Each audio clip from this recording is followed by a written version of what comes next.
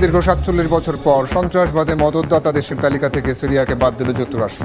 সিদ্ধান্তকে স্বাগত জানালেন আল শারাফ, সামনে এগিয়ে যাওয়ার প্রত্যাশা।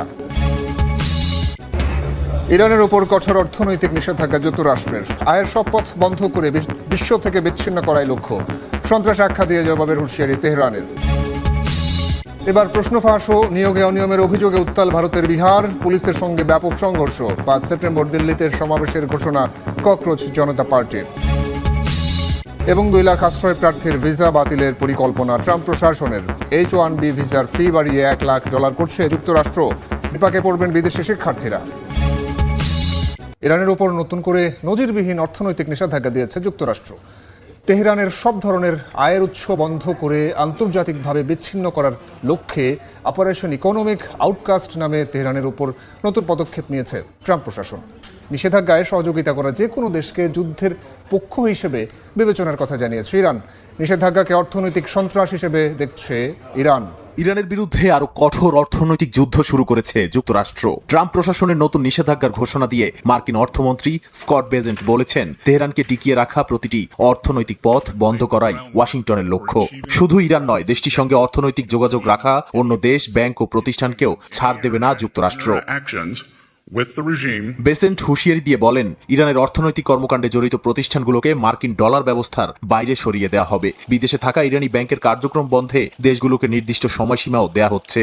এমনকি চলতি সপ্তাহের শেষ নাগাদ একটি বড় আর্থিক প্রতিষ্ঠানকে নিষেধাজ্ঞার আওতায় আনার ঘোষণা দিয়েছেন তিনি। ট্রাম্প এরই মধ্যে বিভিন্ন দেশের নেতাদের ফোন করে ইরানের সঙ্গে সম্পর্ক ছিন্ন করার আহ্বান জানাচ্ছেন। ওয়াশিংটনের এই অর্থনৈতিক চাপের জবাবে পাল্টা অবস্থান নিয়েছে তেহরান। ইরানের পার্লামেন্ট স্পিকার মোহাম্মদ বাগের গালিবাফ বলেছেন, যুক্তরাষ্ট্র ইরানের সঙ্গে বাণিজ্য করা দেশগুলোর উপর আরো চাপ প্রয়োগ করার মতো অর্থনৈতিক অবস্থানে নেই। আর ইরানের পররাষ্ট্র মন্ত্রণালয়ের মুখপাত্র ইসমাইল বাঘেই মার্কিন নিষেধাজ্ঞাকে অর্থনৈতিক সন্ত্রাস হিসেবে অভিহিত করে বলেছেন, এ ধরনের চাপ সাধারণ মানুষের উপরই বেশি প্রভাব ফেলে। ইসরায়েলের প্রধানমন্ত্রী বেনিয়ামিন নেতানিয়াহু দাবি করেছেন, তার এক ছেলেকে হত্যার চেষ্টা করেছিল ইরান। এক সাক্ষাৎকারে এমন বিস্ফোরক দাবি করেছেন তিনি। তবে কখন, কোথায় এবং তার কোন ছেলেকে লক্ষ্য করে এই হত্যা চেষ্টা চালানো হয়েছিল সে বিষয়ে বিস্তারিত কিছু জানাননি তিনি। ইরানি হামলার আশঙ্কায় নেতানিয়াহুর 2 ছেলে ও স্ত্রীকে এরই মধ্যে বাড়তি নিরাপত্তা দেওয়া হয়েছে বলে জানিয়েছে ইসরায়েলি সংবাদ মাধ্যম। জানা গেছে, খামেনির মৃত্যুর পর প্রতিশোধের অঙ্গীকার করেছে তেহরান। অক্টোবরের নির্বাচনের আগে জনমত জরিপে পিছিয়ে রয়েছে নেতানিয়াহুর জোট। নির্বাচনের আগে নেতানিয়াহুর এমন দাবিকে ঘিরে তৈরি হয়েছে নতুন আলোচনা। ইরানকে দুর্বল করতে এবার যুদ্ধের ময়দান থেকে অর্থনীতির ময়দানে যাচ্ছে যুক্তরাষ্ট্র। তেহরানের সব অর্থনৈতিক লাইফলাইন বন্ধ করার লক্ষ্যে অপারেশন ইকোনমিক আউটকাস্টের ঘোষণা দিয়েছে ওয়াশিংটন। দেশটির তেল, অর্থ ও বাণিজ্যের প্রতিটি পথ বন্ধ করতে চায় ট্রাম্প প্রশাসন। তবে কিভাবে এই পরিকল্পনা কার্যকর করবে যুক্তরাষ্ট্র তা নিয়ে আন্তর্জাতিক মহলে চলছে ব্যাপক আলোচনা।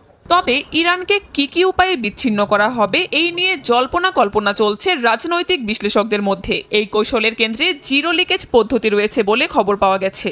অর্থাৎ ইরানকে অর্থনৈতিকভাবে ঘুরে দাঁড়ানোর সুযোগ দিতে চায় না ওয়াশিংটন। জানা গেছে, ইরানের অর্থনীতির গুরুত্বপূর্ণ 5টি খাতকে এবার বিশেষভাবে টার্গেট করেছে ওয়াশিংটন। ডিজিটাল সম্পদ, প্রযুক্তি, স্বর্ণ, বিমান চলাচল এবং নৌ পরিবহন, এসব খাত ব্যবহার করে ইরান কিভাবে বিদেশে অর্থ স্থানান্তর, বাণিজ্য পরিচালনা বা নিষেধাজ্ঞা এড়িয়ে যাচ্ছে সেই নেটওয়ার্ক ভেঙে দিতে চায় যুক্তরাষ্ট্র। অর্থাৎ তেল বিক্রির পাশাপাশি ইরানের অর্থ লেনদেন, সম্পদ সংরক্ষণ, পরিবহন ও আন্তর্জাতিক বাণিজ্যের বিকল্প পথগুলো বন্ধ করার পরিকল্পনা। ইরানের বিরুদ্ধে সামরিক অভিযান কাঙ্ক্ষিত ফল না আনায় এবার দেশটির অর্থনীতিকে সর্বাত্মক চাপে ফেলতে চায় যুক্তরাষ্ট্র।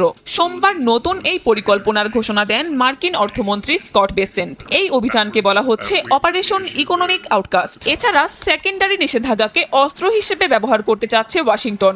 অর্থাৎ ইরানের সঙ্গে ব্যবসা চালিয়ে গেলে সংশ্লিষ্ট বিদেশি প্রতিষ্ঠান ও দেশও মার্কিন নিষেধাজ্ঞার মুখে পড়তে পারে। বেসেন্ট জানান, এরই মধ্যে বিশ্বের বিভিন্ন দেশের নেতাদের সঙ্গে কথা বলেছেন প্রেসিডেন্ট ডোনাল্ড ট্রাম্প। কোন দেশ ইরানের সঙ্গে কিভাবে বাণিজ্য করছে, কোথা দিয়ে তেল যাচ্ছে, কারা অর্থ লেনদেনে সহযোগিতা করছে, সবকিছু চিহ্নিত করে ব্যবস্থা নেওয়া হবে। সহযোগিতার নির্দিষ্ট সময়সীমাও বেঁধে দিতে পারে যুক্তরাষ্ট্র।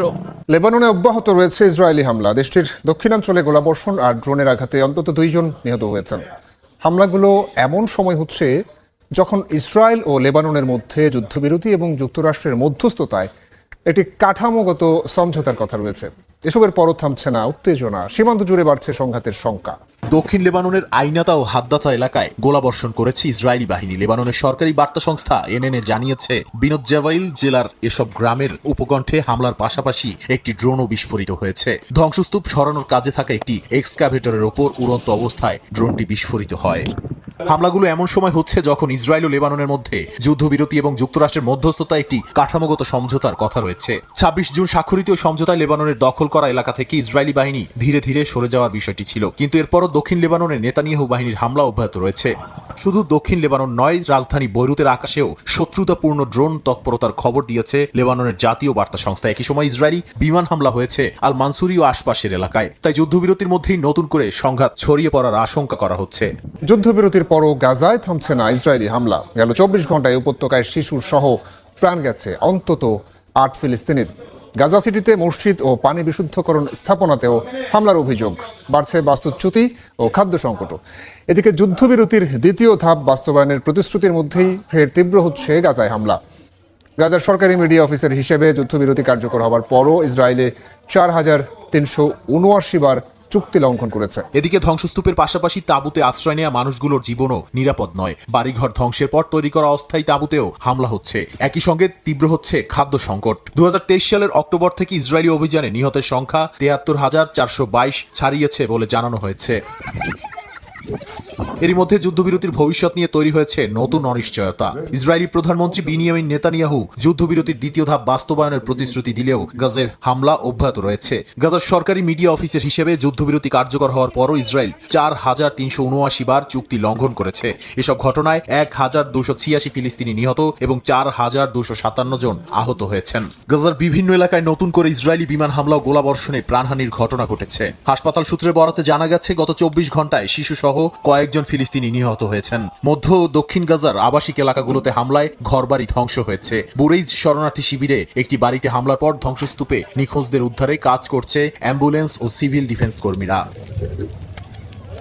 সবচেয়ে বেশি উদ্বেগ গাজা সিটিকে ঘিরে। শেখ রাদওয়ান এলাকায় একটি মসজিদ ও পানি বিশুদ্ধকরণ স্থাপনায় হামলার খবর পাওয়া গেছে। ওই এলাকার বাসিন্দাদের জোরপূর্বক সরে যাওয়ার হুমকিও দেওয়া হয়েছে। হামাসের অভিযোগ, পানি ও অন্যান্য বেসামরিক অবকাঠামোতে আঘাত করে গাজার মানুষের জীবন ধারণের ভিত্তি দুর্বল করে দেওয়া হচ্ছে। লোহিত সাগরে সৌদি তেলবাহী জাহাজে ব্যালিস্টিক ক্ষেপণাস্ত্র হামলার দাবি করেছে ইয়েমেনের বিদ্রোহী গোষ্ঠী হুথি।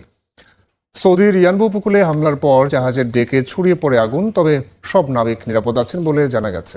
হুথিদের হামলার বিষয়ে কোনো আনুষ্ঠানিক বিবৃতি দেয়নি সৌদি সরকার। বিশ্লেষকরা বলছেন, সৌদি আরবের মতো গুরুত্বপূর্ণ আঞ্চলিক শক্তির সম্পৃক্ততা পরিস্থিতিকে আরো জটিল করে তুলতে পারে। উত্তপ্ত মধ্যপ্রাচ্যের যেন নতুন ফ্রন্ট হয়ে উঠেছে সৌদি হুথি সংঘাত। দুই পক্ষের একের পর এক পাল্টাপাল্টি হামলার মধ্যে বিস্ফোরা ইয়েমেনের সরকারি বাহিনী। এরই জেরে লোহিত সাগরের পানি হয়ে উঠেছে সংঘাতের দ্বারপ্রান্ত। হামলার আগে যুক্তরাজ্যের মেরিটাইম ট্রেড অপারেশনস বা ইউকেএমটিও জানিয়েছিল সৌদি আরবের ইয়ানবু বন্দর থেকে প্রায় ১১৭ কিলোমিটার পশ্চিমে একটি তেলবাহী জাহাজে অজ্ঞাত একটি বস্তু আঘাত এনেছে। এতে জাহাজের প্রধান ডেকে আগুন ছড়িয়ে পড়ে। এরপর হুথিরা ওই হামলার দায় স্বীকার করে, তবে হামলার ক্ষয়ক্ষতির পূর্ণ মাত্রা এখনো স্পষ্ট নয়।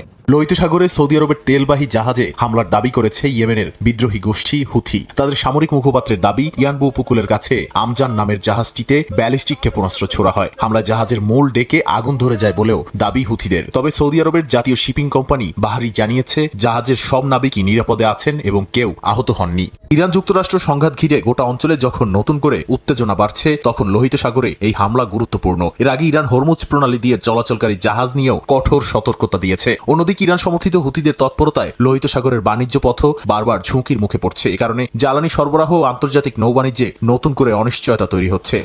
আন্তর্জাতিক সময় আরও থাকছে। হামলার পর অবকাঠামো মেরামতে ব্যর্থ হলে সাময়িক নিয়ন্ত্রণ নিতে পারবে রাশিয়া। আদেশ জারি পুতিনের। ইউক্রেনের পাশে আরও শক্তভাবে দাঁড়ানোর ঘোষণা ব্রিটেন ও ফ্রান্সের। প্রশ্ন ফাঁস ও নিয়োগে অনিয়মের অভিযোগে উত্তাল ভারতের বিহার। ৭০তম বিহার পাবলিক সার্ভিস কমিশন পরীক্ষা বাতিলের দাবিতে রাজপথে নেমেছে শত শত শিক্ষার্থী। মঙ্গলবার মুখ্যমন্ত্রীর বাসভবন অভিমুখে মিছিলে পুলিশ বাধা দিলে সংঘর্ষের ঘটনা ঘটে। চাকরির আশায় পরীক্ষা, আর সেই পরীক্ষাতেই প্রশ্ন ফাঁস ও অনিয়মের অভিযোগ। ক্ষোভে রাস্তায় নেমেছেন ভারতের বিহারের শত শত শিক্ষার্থী। মঙ্গলবার ৭০তম বিহার পাবলিক সার্ভিস কমিশন পরীক্ষা বাতিল সহ বিভিন্ন দাবিতে মিছিল নিয়ে এগিয়ে যেতে চাইলেই বাধা দেয় পুলিশ। এক পর্যায়ে ব্যারিকেড ভেঙে এগিয়ে যাওয়ার চেষ্টা করলে শুরু হয় সংঘর্ষ। আন্দোলনকারীদের অভিযোগ, সরকারি চাকরির নিয়োগ পরীক্ষায় প্রশ্ন ফাঁস ও অনিয়মের কারণে তাদের ভবিষ্যৎ অনিশ্চয়তার মুখে পড়েছে। একই সঙ্গে রাজ্যের বেকারত্বের সংকট নিয়েও ক্ষোভ রয়েছে তাদের। দাবি আদায়ে রাজ্যের মুখ্যমন্ত্রীর বাসভবন ও রাজভবনের দিকে যাওয়ার চেষ্টা করেন তারা। পরিস্থিতি নিয়ন্ত্রণে বিক্ষোভকারীদের উপর জলকামান ও লাঠি চার্জ করে পুলিশ। এরই মধ্যে বিপিএসসি এর এক কর্মকর্তার মন্তব্য ঘিরে নতুন করে ক্ষোভ তৈরি হয়েছে। সংবাদ সম্মেলনে আন্দোলনরত শিক্ষার্থীদের নিয়ে ওই কর্মকর্তার বক্তব্যের একটি ভিডিও ছড়িয়ে পড়ায় ক্ষোভ দেখা দেয়। শিক্ষার্থীদের নিয়ে প্রশ্ন করা হলে তাদের আদালতে যাওয়ার পরামর্শ দেন ওই কর্মকর্তা। দীর্ঘ ৪৭ বছরের আন্তর্জাতিক নিষেধাজ্ঞার বোঝা নামল সিরিয়ার কাঁধ থেকে। সন্ত্রাসবাদে মদতদাতা রাষ্ট্রের তালিকা থেকে অবশেষে দেশটিকে বাদ দিয়েছে যুক্তরাষ্ট্র। একই সঙ্গে বৈশ্বিক সন্ত্রাসী সংগঠনের তালিকা থেকে আল নুসরা ফ্রন্টের নাম সরিয়ে ফেলা হয়েছে। ট্রাম্প প্রশাসনের এই সিদ্ধান্তকে স্বাগত জানিয়েছেন সিরিয়ার প্রেসিডেন্ট আহমেদ আল সারা। ১৯৭৯ সালে তৎকালীন প্রেসিডেন্ট হাফেজ আল আসাদের সরকারের বিরুদ্ধে সশস্ত্র গোষ্ঠীকে সমর্থনের অভিযোগে সিরিয়াকে সন্ত্রাসবাদের মদতদাতার তালিকাভুক্ত করে যুক্তরাষ্ট্র। পরবর্তীতে ছেলে বাশার আল আসাদের শাসনেও বহাল থাকে সেই তকমা। তবে ২০২৪ সালের ডিসেম্বরে বিদ্রোহীদের হাতে বাশার আল আসাদ সরকারের পতনের পর বদলাতে শুরু করে ওয়াশিংটন দামেস্ক সম্পর্ক। এরই ধারাবাহিকতায় দীর্ঘ ৪৭ বছর পর অবশেষে সন্ত্রাসবাদের পৃষ্ঠপোষক রাষ্ট্রের তালিকা থেকে সিরিয়াকে বাদ দিয়েছে যুক্তরাষ্ট্র। একই সঙ্গে বিশেষভাবে তালিকাভুক্ত বৈশ্বিক সন্ত্রাসী সংগঠনের তালিকা থেকেও সরানো হয়েছে আল নুসরা ফ্রন্টকেও। এর আগে ২০১৬ সালে সংগঠনটির সাবেক নেতা ও বর্তমান প্রেসিডেন্ট আহমেদ আল সারা আল কায়েদার সঙ্গে সম্পর্ক ছিন্ন করেন। পরে তারই নেতৃত্বে আসাদ সরকারকে ক্ষমতাচ্যুত করে বিদ্রোহীরা। মার্কিন পররাষ্ট্রমন্ত্রী মার্কো রুবিওর দাবি, আন্তর্জাতিক সন্ত্রাসবাদ থেকে পুরোপুরি দূরে থাকার অঙ্গীকার ও সিরিয়ার বর্তমান সরকারের ইতিবাচক পদক্ষেপের স্বীকৃতি হিসেবেই এই সিদ্ধান্ত নেওয়া হয়েছে। ইউক্রেনের বিরুদ্ধে যুদ্ধে গুরুত্বপূর্ণ অবকাঠামো মেরামত বা নিরাপদ করতে ব্যর্থ হলে তার সাময়িক নিয়ন্ত্রণ নিতে পারবে রাশিয়ার সরকার। জ্বালানি, বিদ্যুৎ, শিল্প, যোগাযোগ, পরিবহন ও লজিস্টিক্স স্থাপনা এর আওতায় থাকবে বলে জানিয়েছেন রুশ প্রেসিডেন্ট ভ্লাদিমির পুতিন। ইউক্রেনের পাশে আরও শক্তভাবে দাঁড়ানোর ঘোষণা দিয়েছে ব্রিটেন ও ফ্রান্স। জেলেনস্কি চেয়েছেন অন্তত ৩০০টি প্যাট্রিয়ট ইন্টারসেপ্টর। অন্যদিকে কৃষ্ণ সাগরে শস্যবাহী জাহাজে হামলা বন্ধে রাশিয়াকে প্রস্তাব দিয়েছে ইউক্রেন।